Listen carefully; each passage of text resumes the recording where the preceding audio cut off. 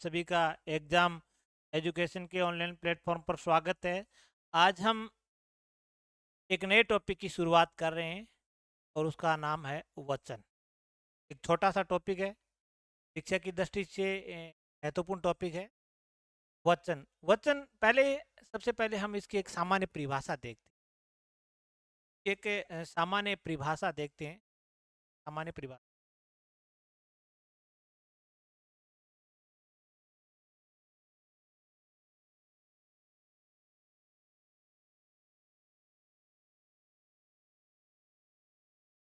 सामान्य अगर परिभाषा की बात करें कि जिससे व्याकरणिक कोटि के द्वारा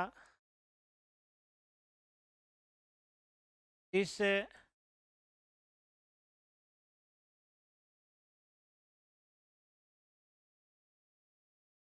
व्याकरणिक कोटि द्वारा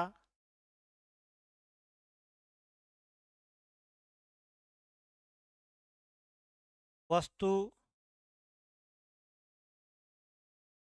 तथा प्राणियों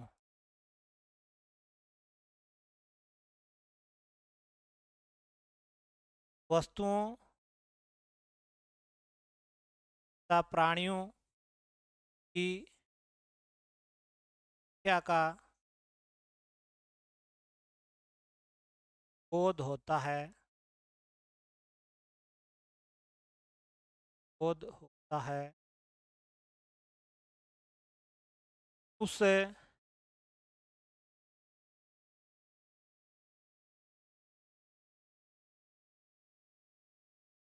व्याकरणिक कोटि को वचन कहते हैं।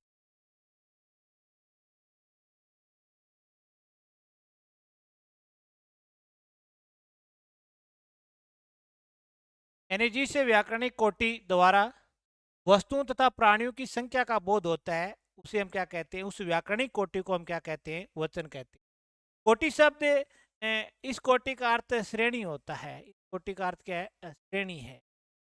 और एक ये जो कोटि हम इस्तेमाल करते हैं इसका अर्थ है करोड़ होता है। इसका अर्थ क्या है, करोड़ है। और इस कोटि का अर्थ होता है श्रेणी। ये एक इसकी एक सामान्य परिभाषा है। या हम इसकी एक परिभाषा और देखें तो एक परिभाषा इस तरीके से भी है कि जिस शब्द से जिस शब्द से जिस शब्द से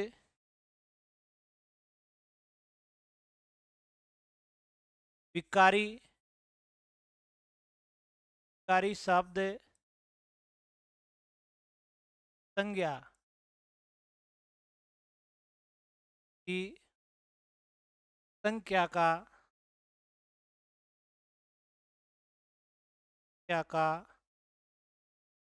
बोध होता है। बोध है है तो उसे वचन कहते हैं। एक ये भी एक इसकी परिभाषा है, एक सामान्य परिभाषा है कि जिस शब्द से विकारी शब्द संज्ञा संज्ञा की संख्या का बोध होता है उसको हम क्या कहते हैं, वचन कहते हैं। अब बात करें कि हिंदी में वचन के भेद कितने हैं, तो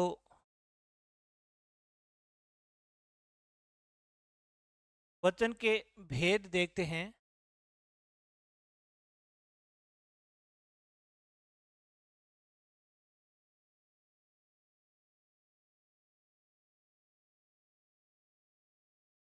वचन के भेद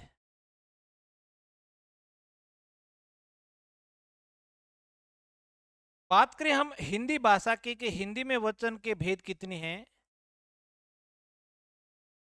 और एक संस्कृत भाषा में वचन के भेद कितने। हिंदी की बात करें तो हिंदी में वचन दो भेद हैं। एक एक वचन है और दूसरा है बहुवचन है।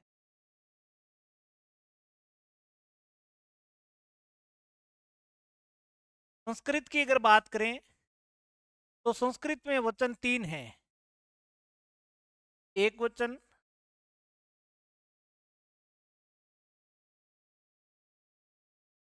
द्विवचन और बहुवचन। संस्कृत में तीन वचन हैं और हिंदी में वचन कितने हैं? हिंदी में दो ही वचन हैं, एक वचन और बहुवचन। और संस्कृत में वचन कितने हैं? यहाँ संस्कृत की बात करें तो संस्कृत में वचनों की जो संख्या है वो तीन मानी जाती है। एक वचन है, द्विवचन है और बहुवचन है। हम बात कर रहे हैं हिंदी भाषा की। तो हिंदी में जो दो वचन हैं, एक वचन और बहुवचन, इनके बारे में हम अध्ययन करेंगे। सबसे पहले हम बात करते हैं एक वचन। सबसे पहले एक वचन के बारे में देखें।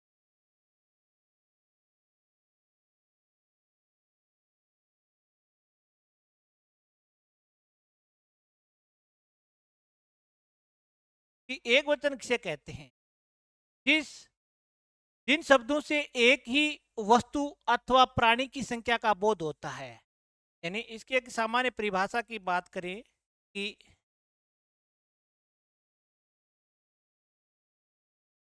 जिन शब्दों से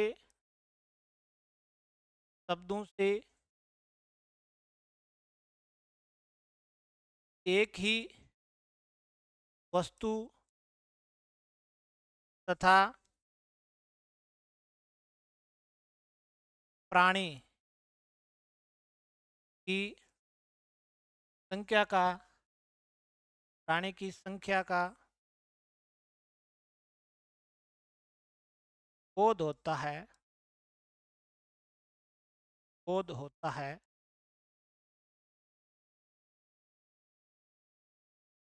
तो उसे एक वचन, यानी एक ही वस्तु और एक ही प्राणी की संख्या का बोध होता है तो उसे क्या कहते हैं? एक वचन। ऐसे बहुत सारे शब्द हैं जो एक वचन में प्रयुक्त होते हैं। अब कौन कौन से शब्द हैं जो केवल एक ही वचन में प्रयुक्त होते हैं, उनका बहुवचन नहीं बनता है? तो इस प्रकार के जो शब्द हैं उनको हम देखेंगे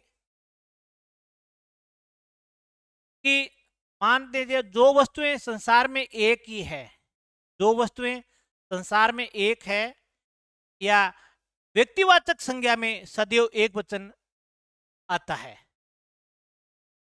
यानी सबसे पहले अगर बात करें हम कि दो वस्तु दो वस्तु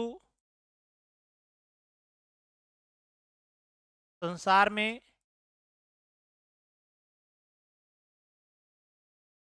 एक ही है, या ऐसे कह सकते हैं कि व्यक्तिवाचक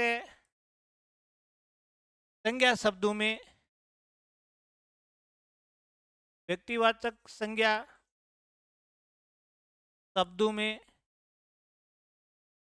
में एक वचन होता है।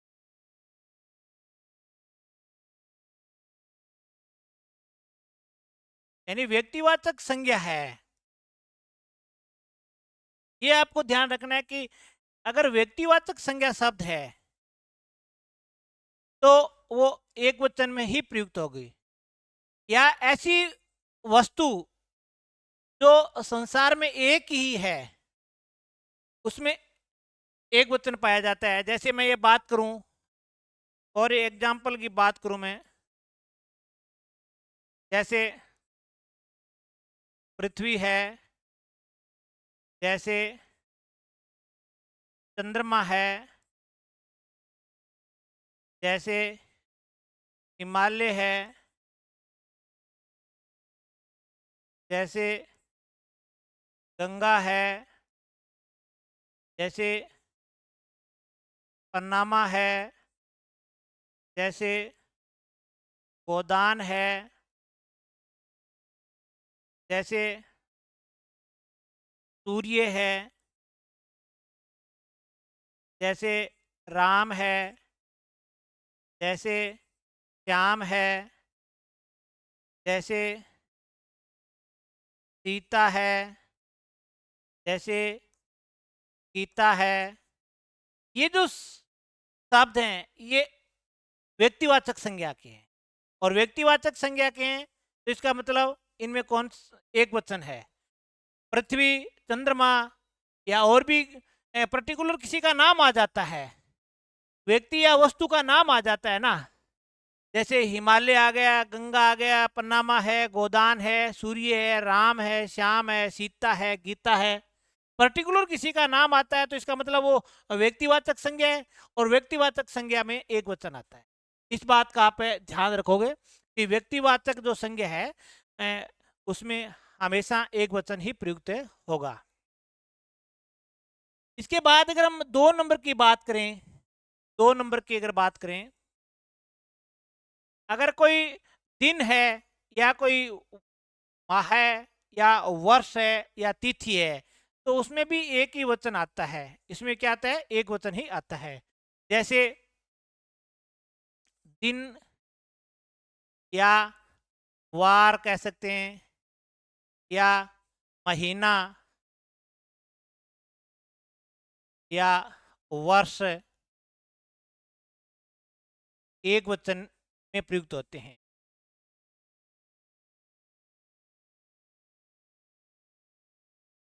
एक वचन में प्रयुक्त होते, और ये भी एक तरीके से हम कह सकते हैं कि व्यक्तिवाचक संज्ञा के उदाहरण हैं, क्योंकि इनमें क्या है? व्यक्तिवाचक संज्ञा है। जैसे मैंने लिख दिया कि जैसे सोमवार है, पर्टिकुलर बार का नाम आ गया तो व्यक्तिवाचक संज्ञा है ये। जैसे मैंने लिख दिया कोई भी प्रतिपदा है,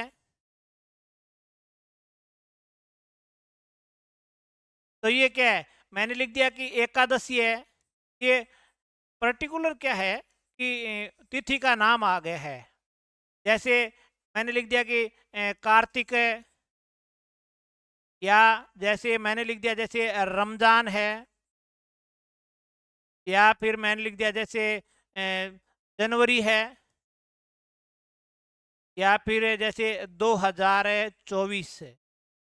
तो पर्टिकुलर ये नाम आ रहा है, और इनमें इन सब में क्या है? व्यक्तिवाचक संज्ञा है। व्यक्तिवाचक संज्ञा है इसलिए इनमें एक वचन मान्य है। तो दूसरी स्थिति एक वचन की, पहली स्थिति यह है कि व्यक्तिवाचक संज्ञा या जो वस्तु संसार में एक ही है, ब्रह्मांड में एक ही अगर कोई वस्तु है तो उसमें एक वचन आता है, या व्यक्तिवाचक संज्ञा के जो शब्द है वो एक वचन में प्रयुक्त होते हैं। हमने जब संज्ञा का टॉपिक पढ़ा था। दूसरा जो स्थिति है कि दिन, वार, महीना, वर्ष, ये भी एक ही वचन में प्रयुक्त होते हैं। ठीक है। इसके बाद अगर हम बात करें 3 नंबर की, तो तरल पदार्थ होते हैं ना, तरल पदार्थ है सबसे महत्वपूर्ण बात है। ये सबसे महत्वपूर्ण है, काफी बार एग्जाम में पूछे भी जाते हैं और कंफ्यूज भी हो जाते हैं कि तरल पदार्थ,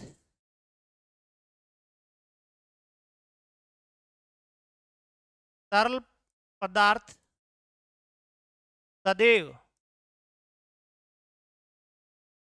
एक वचन में प्रयुक्त होते हैं।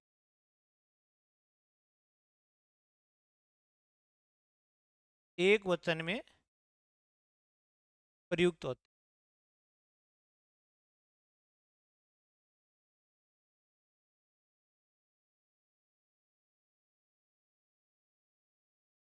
यानी तरल पदार्थ जो भी है वो सदैव एक वचन में प्रयुक्त होंगे।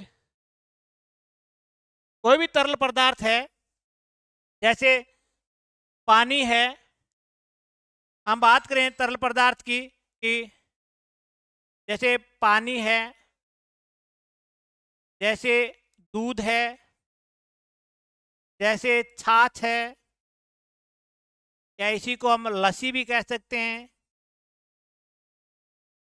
जैसे मस्सी है, या इसको हम सिहाई भी कह सकते हैं, जैसे तेल है, जैसे घी है।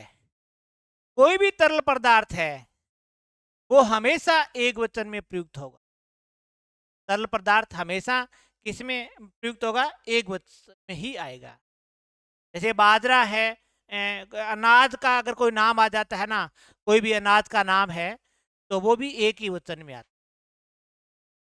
अनाज कोई भी नाम हो, अनाज भी एक वचन में ही प्रयुक्त होगा। जैसे बाजरा है, जवार है, या कोई भी हो, गेहूं है, सरसों है, ये भी एक ही वचन में ही प्रयुक्त होंगे। तो सबसे महत्वपूर्ण है कि तरल पदार्थ एक वचन में आते हैं। इसके बाद अगर हम बात करें 4 नंबर की, तो 4 नंबर में खनिज पदार्थ है ना, खनिज पदार्थ है, खनिज पदार्थ, खनिज पदार्थ है सदैव एक वचन में, एक वचन में प्रयुक्त होंगे।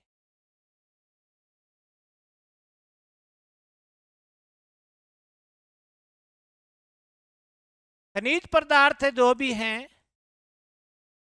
वो एक वचन में आते हैं। जैसे मैं खनिज पदार्थ दो प्रकार के हैं, धात्विक है, धात्विक वो एक अलग बात है। जैसे सोना है, जैसे तांबा है, जैसे लोहा है, जैसे कोयला है, जैसे पत्थर है, जैसे पीतल है, और भी खनिज पदार्थ आ सकते हैं। ये सारे के सारे जो खोद कर निकाले जाते हैं वो क्या है? खनिज पदार्थ हैं, और उसमें हमेशा एक वचन आता है। कुछ इस प्रकार के शब्द भी होंगे जो सदैव एक वचन में ही प्रयुक्त होते हैं, उनका बहुवचन बनता भी नहीं है। कुछ ऐसे पदार्थ भी हैं जो नित्य एक वचन में प्रयुक्त होते हैं, उनका बहुवचन बनना भी संभव नहीं है। तो एक ये भी महत्वपूर्ण है। 5 नंबर की अगर बात करें हम, तो वो है नित्य एक वचन में प्रयुक्त होने वाले शब्द। नित्य एक वचन में, नित्य एक वचन में प्रयुक्त होने वाले शब्द, प्रयुक्त होने वाले शब्द, इनका इनका बहुवचन रूप नहीं बनता है। इनका बहुवचन रूप, इनका बहुवचन रूप नहीं बनता है। ये तो नित्य एक वचन वाले शब्द हैं। जैसे हमने पीछे जो पढ़ा है, जैसे कोयला है, या सोना है, लोहा है, इनका हम बहुवचन बना सकते हैं। लेकिन जैसे सोना शब्द में कौन सा वचन है? एक वचन है। तांबा में कौन सा है? लोहा में कौन सा है? कोयला में जैसे पत्थर है, ये एक वचन है। लेकिन जैसे पत्थरों शब्द कर दिया हमने, इसमें ओ लगा दिया, तो इसका मतलब वो बहुवचन में तब्दील हो गया शब्द। लेकिन ये जो पढ़ रहे हैं ना हम, ये हमेशा सदैव क्या है? एक वचन में ही प्रयुक्त होंगे। जैसे जनता है, या यूं कहे प्रजा है, या बात करें हम पुलिस है, भीड़ है, संसार है, ये शब्द एक वचन में आते हैं।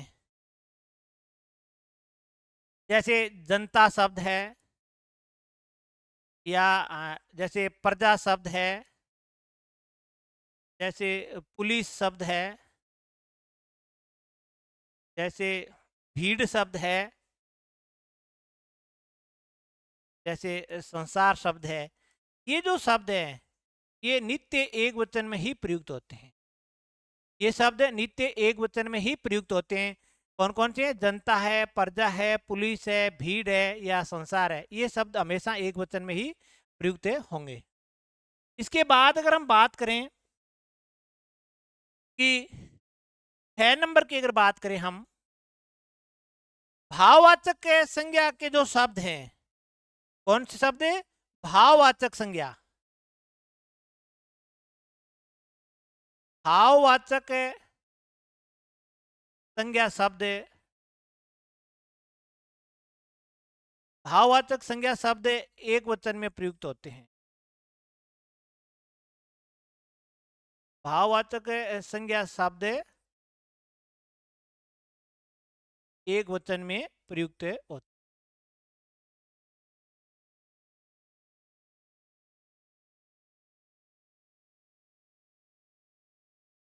ये भी एक महत्वपूर्ण है कि भाववाचक संज्ञा शब्द जितने भी हैं वो एक वचन में ही प्रयुक्त होंगे। अगर इनका भाववाचक संज्ञा का अगर बहुवचन रूप है तो फिर वो जातिवाचक माना जाएगा, फिर वो जातिवाचक माना जाता है और जातिवाचक शब्द बहुवचन में प्रयुक्त होगा। जैसे उत्साह है, जैसे प्यार है, जैसे प्रेम है, जैसे अमीरी है, जैसे ईमानदारी है, जैसे ममत्व है, जैसे पशुता है, जैसे मानवता है, जैसे मित्रता शब्द है, जैसे गरीबी शब्द है। ये जो और भी मिल सकते हैं शब्द है, भाववाचक संज्ञा के शब्द तो बहुत सारे हैं, हजारों की संख्या में। लेकिन कहने का अर्थ यहाँ यही है कि भाववाचक संज्ञा शब्द है वो सदैव किसमें प्रयुक्त होते हैं? एक वचन में ही प्रयुक्त होंगे। अगर इनका हम बहुवचन बना लेंगे तो फिर वो जातिवाचक माना जाता है और वो बहुवचन में आएगा। भाववाचक संज्ञा शब्द एक वचन में प्रयुक्त हो गए। इसके बाद अगर हम बात करें दूसरा जो है बहुवचन की,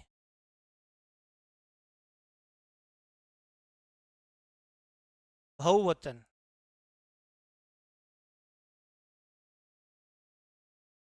तो बहुवचन शब्द की अगर परिभाषा की बात करें कि जिन शब्दों से एक से अधिक वस्तुओं तथा प्राणियों की संख्या का बोध होता है तो उन्हें बहुवचन कहते हैं। तो एक सामान्य परिभाषा की बात करें, सामान्य परिभाषा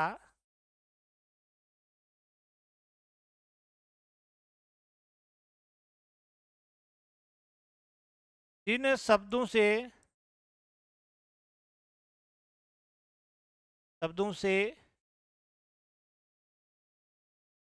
एक से अधिक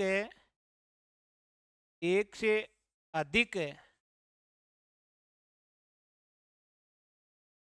एक से अधिक वस्तुओं तथा प्राणियों, वस्तुओं तथा प्राणियों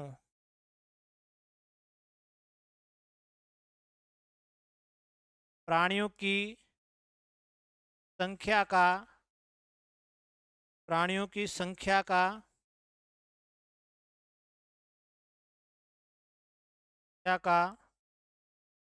बोध होता है, बोध होता है तो उन्हें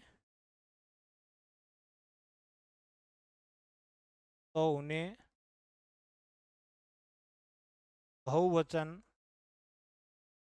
कहा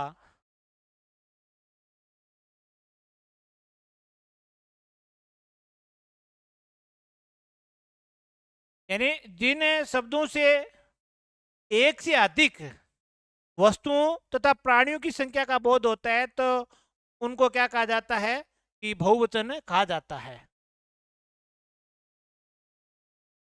अब बहुवचन में कौन कौन से शब्द आते हैं वो हम देखते हैं। सबसे जो महत्वपूर्ण जो बहुवचन में जो शब्द आते हैं ना वो ये हैं। पहले अगर बात करें सबसे महत्वपूर्ण नित्य बहुवचन में प्रयुक्त होने वाले शब्द हैं। नित्य बहुवचन में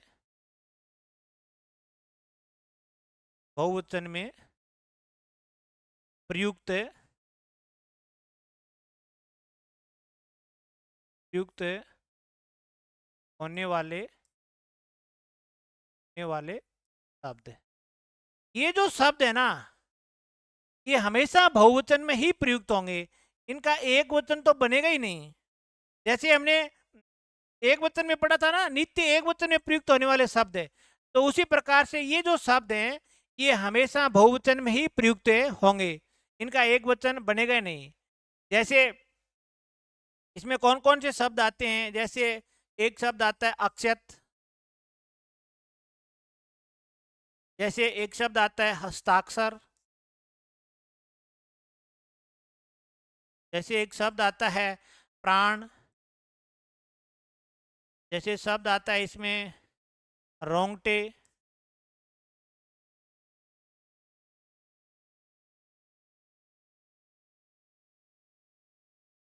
जैसे रोम, जैसे आंसू शब्द आ जाता है,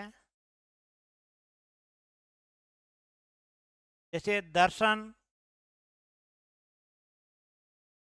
हालचाल, जैसे क्रियाकलाप। क्रियाकलाप भी क्या है, अपने आप में बहुवचन में प्रयुक्त होने वाला शब्द है। जैसे बाल है, लोक है, केस है, जैसे बाल है, लोक है, जैसे केस है, एक है आप है। आप जो शब्द है वो आदर सूचक आता है ना तो बहुवचन में प्रयुक्त होगा। आदर सूचक यानी आप है जब आदर सूचक में प्रयुक्त होता है तो वो अपने आप में क्या होगा, बहुवचन में ही प्रयुक्त होगा। जैसे ओष्ठ है, नेत्र है, जैसे ओष्ठ है या नेत्र है, जैसे तेवर शब्द है ना तेवर, जैसे तेवर के बाद जैसे दाम शब्द है। ये जो शब्द हैं वो सदैव किस में प्रयुक्त होंगे, एक बहुवचन में प्रयुक्त होंगे। जैसे अक्षत, हस्ताक्षर, रोंगटे, या एक शब्द आ जाता है इसमें होश है, समाचार है, एक होश शब्द आता है और एक शब्द आता है कि समाचार। ये जो शब्द हैं ये हमेशा बहुवचन में ही प्रयुक्त होंगे। इनका एक वचन तो बनेगा ही नहीं।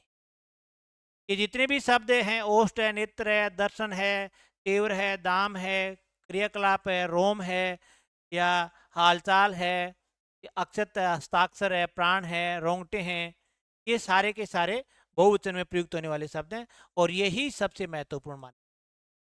अक्सर एग्जाम में इन्हीं में से ही प्रश्न पूछा कि निम्न में से कौन सा बहुवचन में प्रयुक्त होगा। हम लिखते नहीं, जैसे एक वाक्य शुद्धि में भी इसी प्रकार के पॉइंट आते हैं। जैसे मैंने हस्ताक्षर कर दिया, एक वाक्य आ गया, मैंने हस्ताक्षर कर दिया, ये वाक्य आ गया, लेकिन ये वाक्य गलत है क्योंकि हस्ताक्षर शब्द है वो अपने आप में बहुवचन है। तो यहाँ पर बहुवचन की क्रिया आएगी, मैंने हस्ताक्षर कर दिए, कर दिए, ये जो शब्द आएगा कर दिए, ये सही वाक्य है।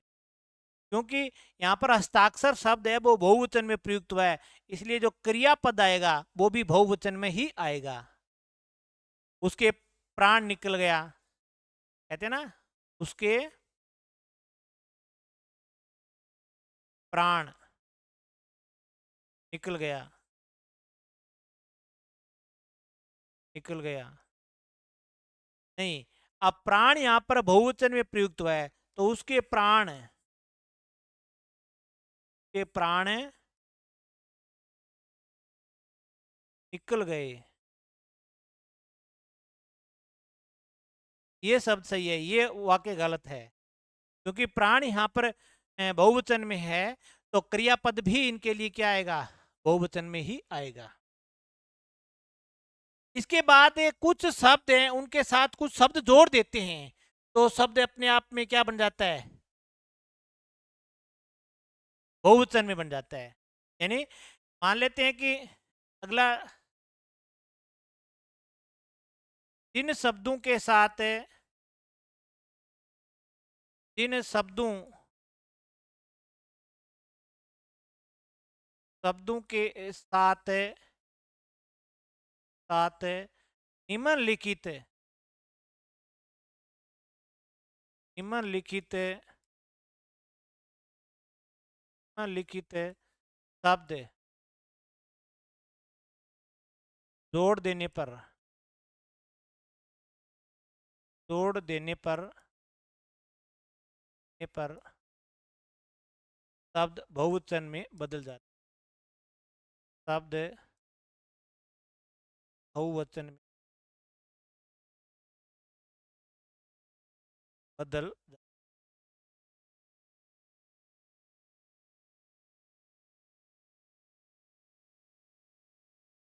यानी जिन शब्दों के साथ कुछ एक शब्द इस प्रकार के हैं जिनको हम जोड़ दें, जैसे लोक शब्द है, लोग, जैसे देवलोग। अब देव के साथ लोग जोड़ दिया तो क्या बन गया, ये बहुवचन बन गया। जैसे वृंद शब्द है, जैसे प्राणी शब्द है, प्राणी, और प्राणी के साथ ये शब्द जुड़ गया तो ये अपने आप में बहुवचन बन गया। जैसे हर शब्द है, जैसे खेती हर, ये बन गया। जैसे गण शब्द है,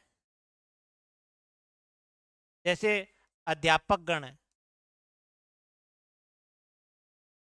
तो ये शब्द अगर किसी शब्द के जुड़ते हैं ना, तो वो शब्द अपने आप में क्या बन जाता है, फिर वो बहुवचन में बन जाता है। इस प्रकार कई शब्द मिल जाएंगे आपको, जैसे जन शब्द आज मिल जाए, या फिर जैसे वर्ग आ जाए, जन शब्द भी आ सकता है इसमें, या जैसे वर्ग शब्द आ गया, जैसे विद्यार्थी वर्ग।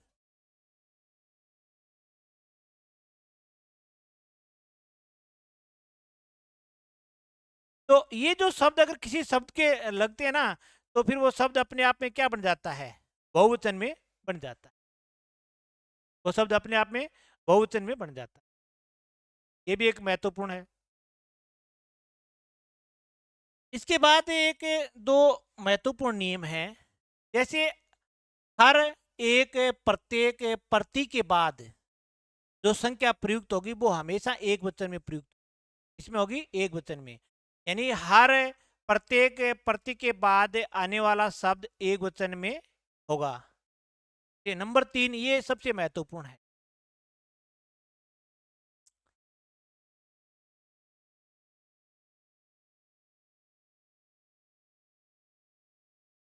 जैसे हर प्रत्येक प्रति के बाद आने वाला आने वाला शब्द एक वचन में होगा, एक वचन में होगा। ये जो लाइन है ये बहुत ही महत्वपूर्ण लाइन है। अक्सर एग्जाम में पूछे जाते हैं, कंफ्यूज भी रहते हैं कई बार कि यार, कई बार जैसे संख्यावाची शब्दों के बाद एक वचन में आएगी अगला शब्द है या बहुवचन में आएगा, ये कंफ्यूज रहता है। तो हर, प्रत्येक, प्रति, इनके बाद तो हमेशा जो विकारी शब्द आएगा, जो संज्ञा शब्द आएगा, वो क्या रहेगा, एक वचन में आएगा। जैसे प्रत्येक व्यक्ति, प्रत्येक व्यक्ति शांति चाहता है। शांति। अब प्रत्येक के बाद क्या है, प्रत्येक के बाद व्यक्ति है, एक वचन में है, प्रत्येक व्यक्ति शांति चाहता है। जैसे हर लड़का,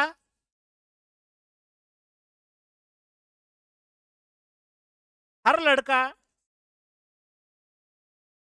डॉक्टर बन सकता है।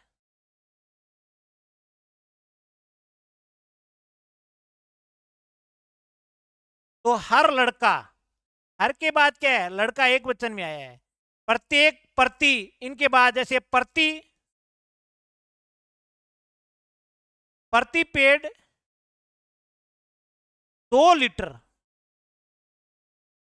2 लीटर, प्रति पेड़ 2 लीटर पानी देना है। तो यहां प्रति के बाद पेड़ एक वचन में ही प्रयुक्त हुआ है। तो इन 3 शब्दों के बाद जैसे प्रत्येक, हर, हर एक, हर एक, ये भी शब्द आ सकते हैं, ये भी शब्द आ सकते हैं। जैसे हर एक भी आ सकता है और हर एक भी आ सकता है, हर एक है, इनके बाद भी एक ही वचन में आएगा। वैसे हर, प्रति, प्रत्येक के बाद जो शब्द आएगा वो एक वचन में प्रयुक्त होगा। इसके बाद जो अगला जो नियम है, एक से अधिक, यानी एक से अधिक संख्यावाची, एक से अधिक संज्ञा के बाद जो आने वाला शब्द है, अगला जो नियम है,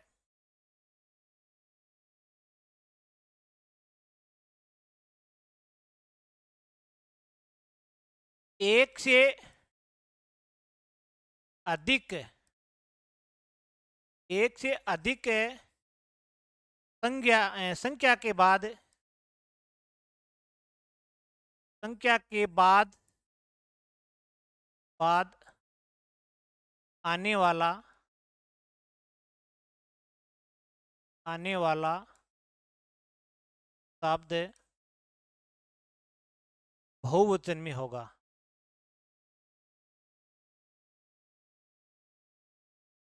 बहुवचन में,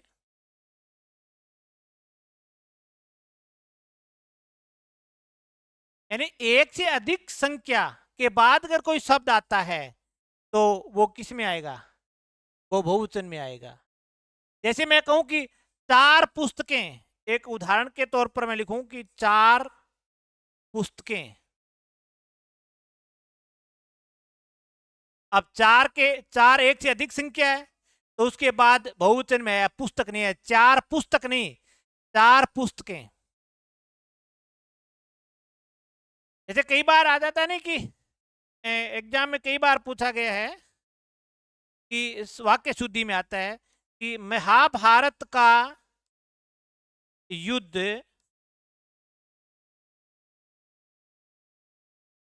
18 दिनों तक, दिनों तक चला। अब इसमें कई बार कंफ्यूज हो जाते हैं कि एक से अधिक संख्या है तो दिन नहीं, 18 दिन तक नहीं, 18 दिनों तक चला, ये सही है। और अक्सर ये एग्जाम में पूछा भी जाता है। तो एक से बड़ी अगर कोई संख्या है और उसके बाद कोई संज्ञा शब्द आ रहा है तो वो बहुवचन में आएगा। एक है और एक के बाद अगर कोई संज्ञा शब्द आ रहा है तो वो एक वचन में आएगा। एक पुस्तक, दो, दो होती, जैसे 2 पुस्तक लिखनी है तो 2 पुस्तक नहीं, 2 पुस्तकें लिखोगे आप, 2 पुस्तकें। जैसे 3, पुस्तकें, 4 पुस्तकें, एक से बड़ी संख्या होने पर जो संख्या के बाद जो शब्द आएगा वो बहुवचन में प्रयुक्त। आज की इस क्लास में हमने एक नया टॉपिक लिया था और वो टॉपिक था हमारा वचन किसे कहते हैं। एक सामान्य परिभाषा देखी और उसके बाद हमने एक 2 परिभाषाएं यहां पर लिखी। फिर वचन के जो भेद कितने हैं, हिंदी में इसके 2 भेद हैं और संस्कृत में 3 है। हम हिंदी पढ़ रहे हैं तो हमें 2 से ही मतलब है, 3 से कोई मतलब नहीं है। एक वचन की परिभाषा है और कौन कौन सी ऐसी स्थितियां बनती है जिनमें एक वचन आता है। पहली बात यह है कि व्यक्तिवाचक जो संज्ञा है उनके जितने भी शब्द हैं उनमें एक वचन ही आएगा। उसके बाद दिन वार, ये भी एक व्यक्तिवाचक संज्ञा के उदाहरण है। तरल जो पदार्थ है या अनाज है, यहाँ पर एक नोट में लिख सकते हो अनाज है, जैसे बाजरा है, गेहूं है, ज्वार है, तिल है, इनमें भी एक ही वचन आता है। यहां पर लिख सकते हो आप एक बीच में अनाज, अनाज है कोई भी हो, चाहे गंवार है, चाहे तिल है, चाहे चना है, कोई भी हो वो एक वचन में ही प्रयुक्त होगा। इसमें प्रयुक्त होगा एक वचन में। इसके बाद खनिज पदार्थ है, चाहे वो धातु में हो चाहे अधातु में हो, एक वचन में ही आएगा। ये जो शब्द हैं जो हमेशा नित्य एक वचन में प्रयुक्त होंगे और इनका बहुवचन रूप बनता नहीं है। जैसे जनता है, प्रजा है, पुलिस है, भीड़ है, संसार है, इनका बहुवचन रूप नहीं बनेगा। ये महत्वपूर्ण है एग्जाम की दृष्टि से। भाववाचक संज्ञा शब्द एक वचन में प्रयुक्त होते हैं, ये भाववाचक है। अगर इनका बहुवचन रूप आ गया तो फिर वो जातिवाचक होगा, जातिवाचक है बहुवचन में आएगा, वो एक अलग बात है। बहुवचन की एक परिभाषा है नित्य बहुवचन। ये जो शब्द हैं ये महत्वपूर्ण है, अक्सर एग्जाम में इनमें से पूछा भी जाता है। इसके बाद ये कुछ 1-2 मैंने यहाँ पर उदाहरण लिखे थे। फिर ये जो शब्द जोड़ देते हैं किसी के साथ, जैसे लोग शब्द जोड़ देते हैं, वृंद शब्द जोड़ देते हैं, हर शब्द जोड़ देते हैं, गण है, जन है, या फिर वर्ग शब्द जोड़ देते हैं, तो शब्द ऑटोमेटिक क्या है, बहुवचन में बन जाता है। यानी किसी शब्द से पहले हर प्रत्येक, हर एक प्रति हो तो उसके बाद जो शब्द प्रयुक्त होगा वो एक वचन में आएगा। और एक से बड़ी अगर संख्या आ रही है, एक से बड़ी संख्या, तो उसके बाद जो शब्द आएगा वो बहुवचन में होगा। ये महत्वपूर्ण है। अब इस टॉपिक के बारे में जैसे एक वचन से बहुवचन में कैसे बदला जाता है, ये भी एक बढ़िया है। तो ये अगली क्लास में पढ़ेंगे। इस क्लास में बस इतना ही। जय हिंद, जय भारत।